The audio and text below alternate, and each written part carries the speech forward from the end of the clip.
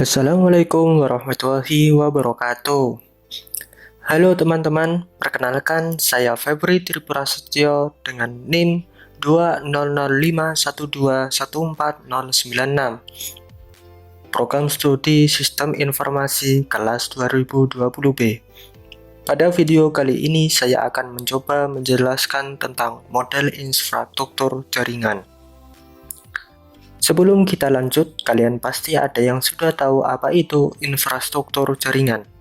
Tapi, untuk yang belum tahu, mari kita simak video ini dari awal sampai akhir.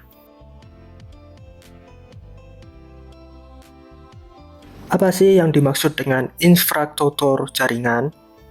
Infrastruktur jaringan merupakan sebuah kumpulan sistem komputer yang saling berhubungan, dihubungkan oleh berbagai macam bagian dari sumber arsitektur telekomunikasi. Secara khusus, infrastruktur ini mengacu pada organisasi dan berbagai bagian konfigurasi dari jaringan komputer individu sampai pada router, kabel, wireless access point, switch, backbone, network protokol, dan network access metodologis.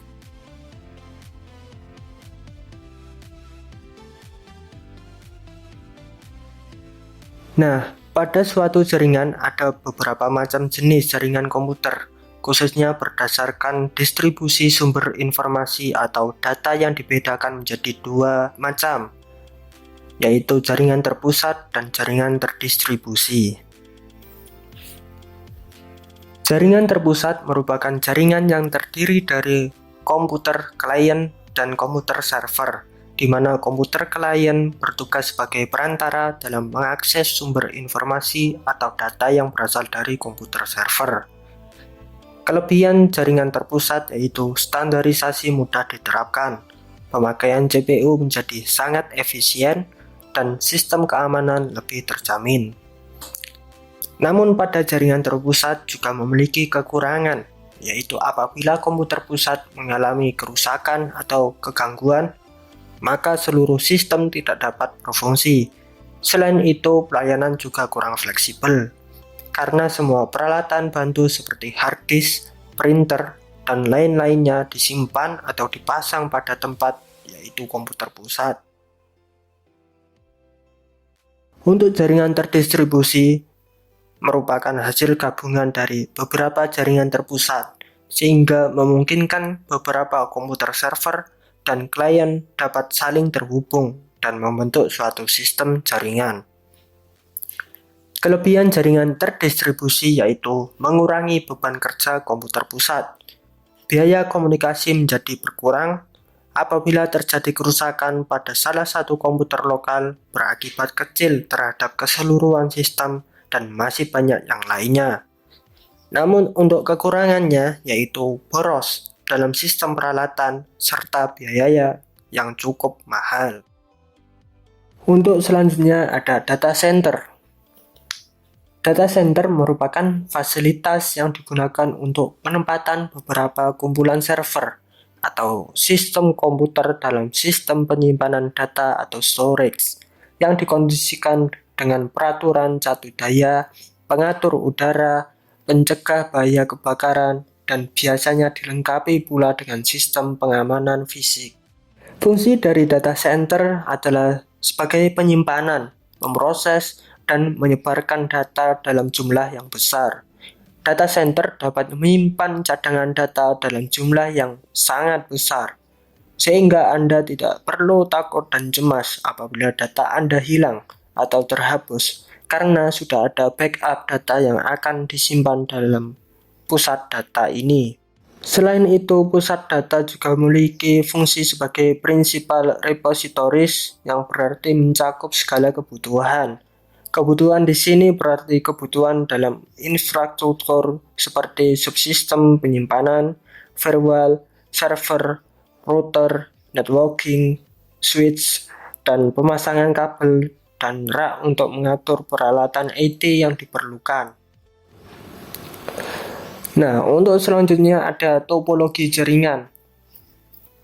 Topologi jaringan komputer adalah metode atau cara yang digunakan agar bisa menghubungkan satu komputer dengan komputer lainnya.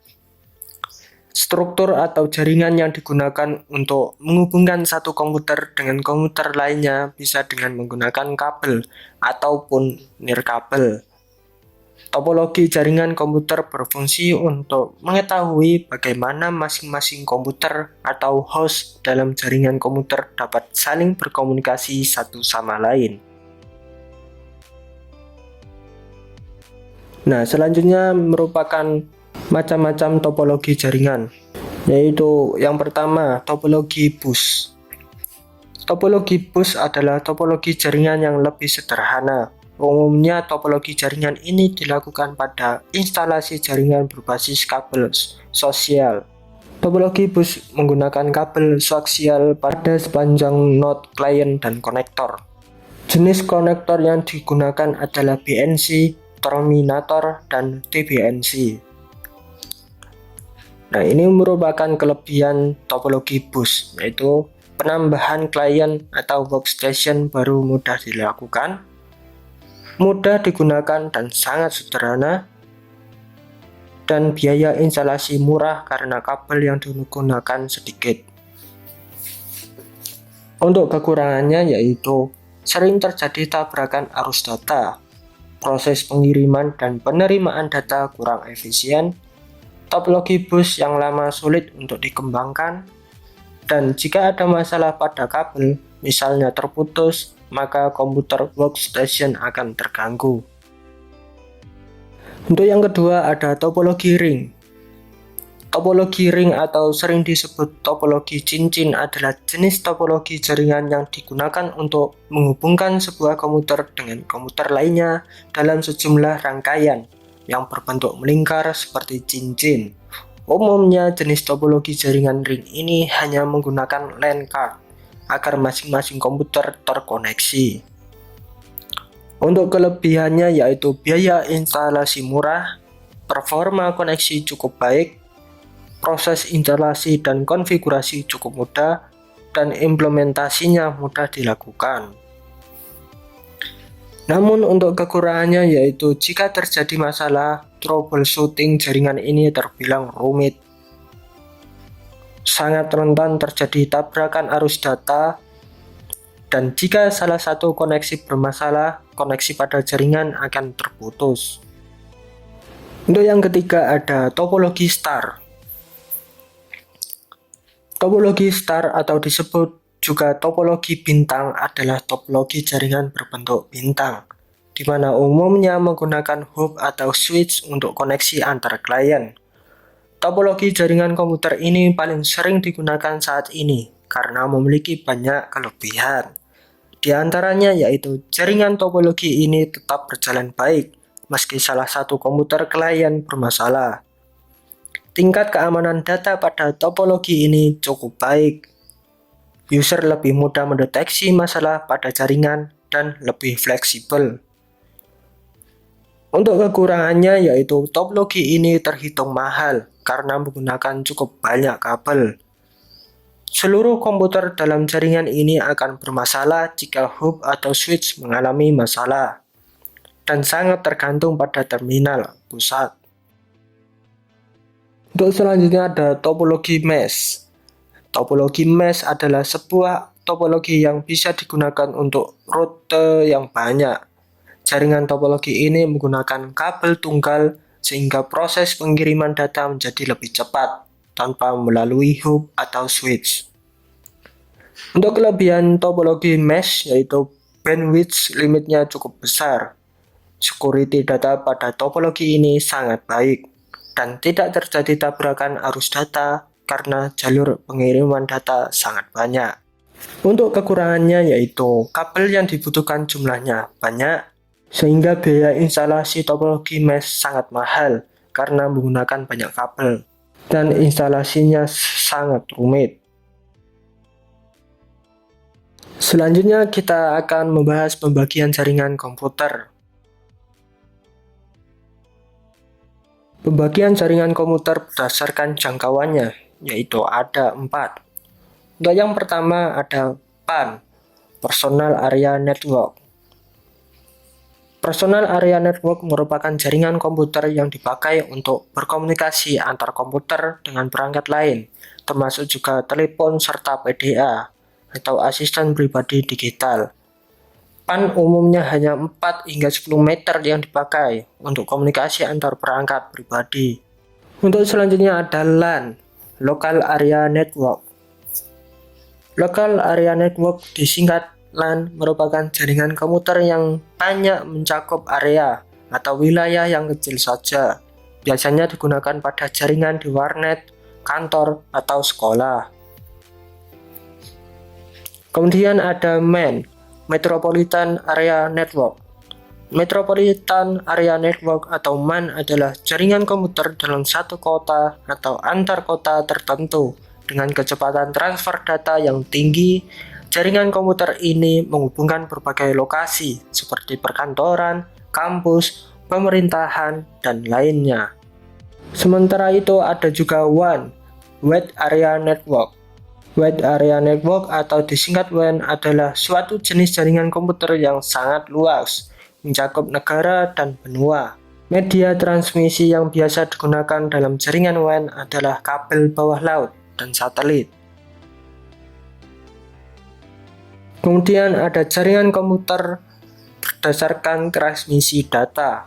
Jaringan komputer berdasarkan transmisi data dibagi menjadi dua, yaitu jaringan komputer berkabel atau wired network dan jaringan komputer nirkabel atau wireless network.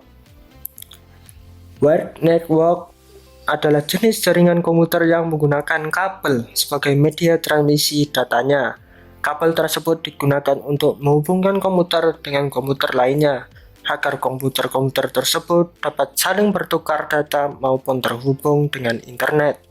Sementara itu, berbeda dengan wired network, wireless network tidak menggunakan kabel sebagai media transmisinya. Pertukaran informasi atau data antar komputer menggunakan gelombang elektromagnetik. Untuk yang terakhir, jaringan komputer berdasarkan siarannya atau casting dibagi menjadi 3, yaitu ada unicast 1 ke 1, multicast atau 1 ke grup, dan broadcast atau 1 ke semua. Oke, nah itu tadi merupakan penjelasan mengenal model infrastruktur jaringan. Terima kasih sudah menonton video ini. Semoga penjelasan dan materi ini dapat menambah wawasan kalian. Apabila ada perkataan atau penjelasan yang kurang tepat, saya mohon maaf dan dimaklumi. Sekian, wassalamualaikum warahmatullahi wabarakatuh.